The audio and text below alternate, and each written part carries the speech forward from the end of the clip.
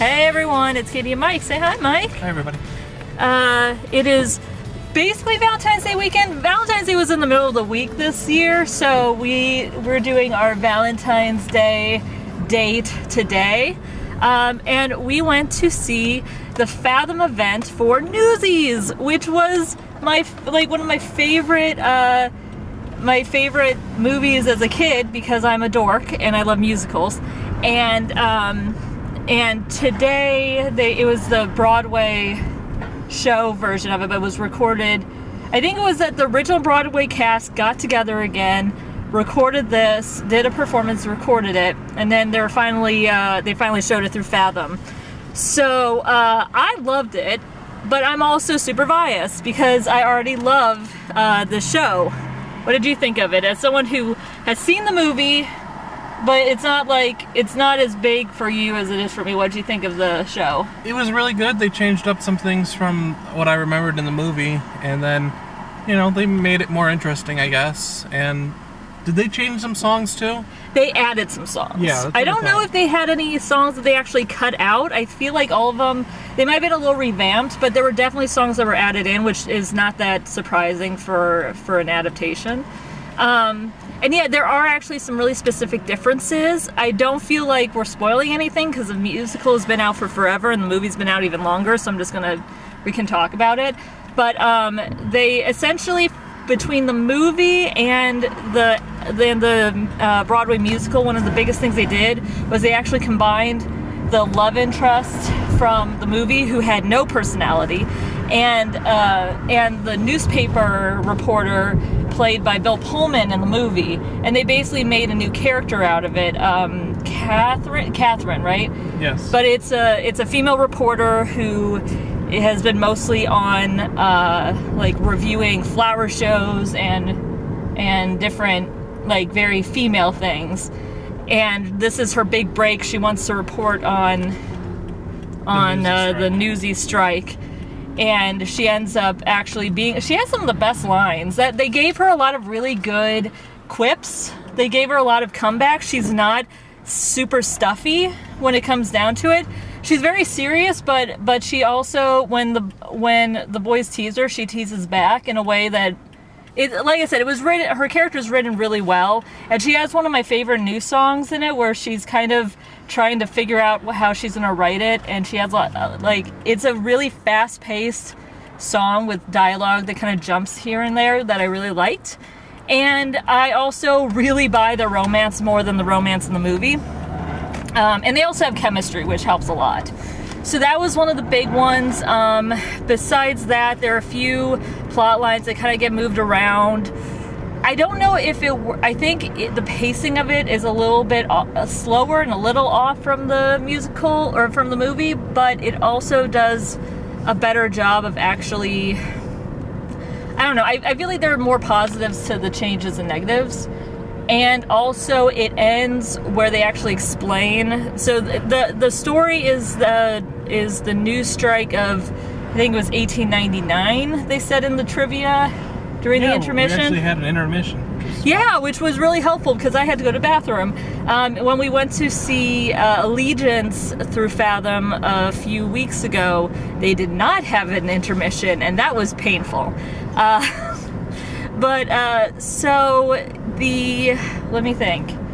So it's the newsboy strike of 1899, which again we learned from the trivia, and it's very fictionalized because there are definitely parts of it that are not like, but to its credit, it does end up it calls out real life historical people, specifically like newspaper owners, and also Teddy Roosevelt is in this, which again, if you've seen the movie, it's not surprising. But it's interesting that they don't fictionalize it so much that all the villains all the antagonists are fictional. They were based on real people. But that being said, like the love story is obviously made up. A lot of the details were made up.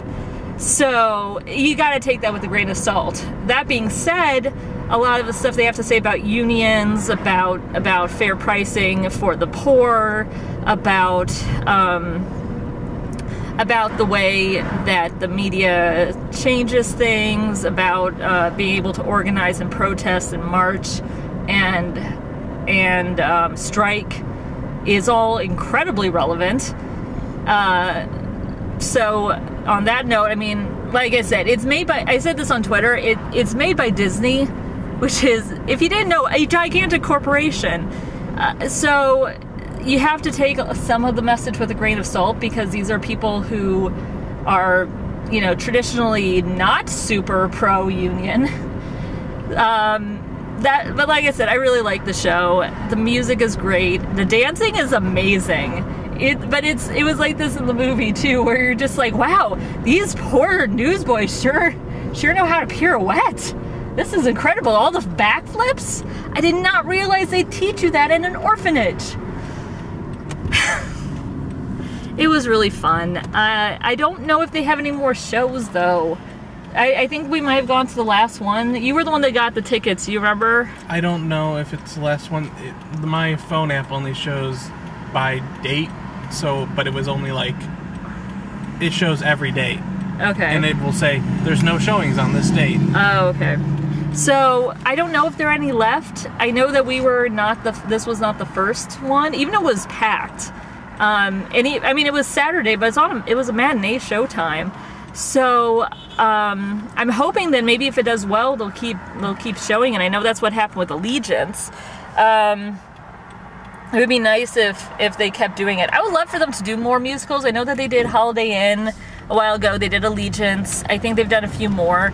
But considering that for a lot of people, they just can't afford going to an actual, even if it's off Broadway, even if it's a traveling production, it's really hard for a lot of people to be able to buy tickets. But at like $20 a ticket for this show, that's not super bad, you know?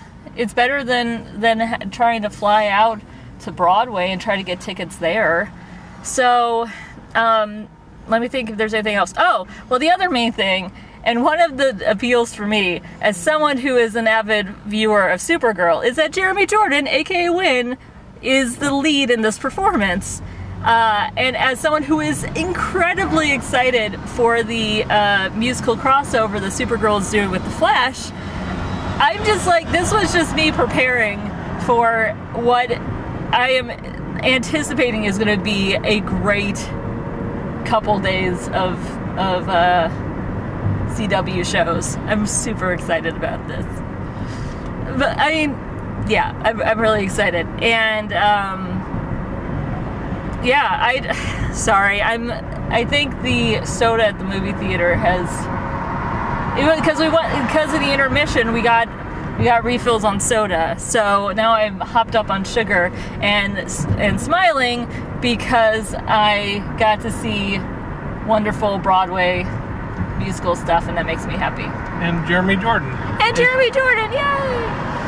And correct me if I'm wrong, but much better singer and dancer than Christian Bale. He is. All right. So, no offense to Christian Bale, but he tried very hard.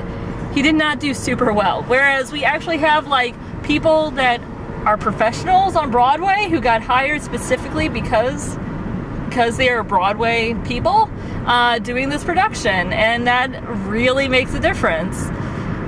But yeah, it's like I said, this is a show that I have really liked since I was a little kid. So this was a treat for me, and I am excited about the CW musical stuff coming up, and it was a very good Valentine's Day date, so thank you, Mike. Yay. Yay! I think that also, as a person who has taken one stage crafting class, that stage looked pretty good. I have also taken a stage working class. It is a really cool stage. I've seen it before. I think before the musical even came out, I saw the sketch work, the designs for it. And I was really impressed by it because it moves around a lot. It makes really interesting use of the space and creates a lot of cool different scenes. Like I said, I can't think of anything else. So it was really good. If you can go see it, go see it. Keep an eye out for anything else. And Katie and Mike, justplainsomething.com, and we'll see you later. Bye.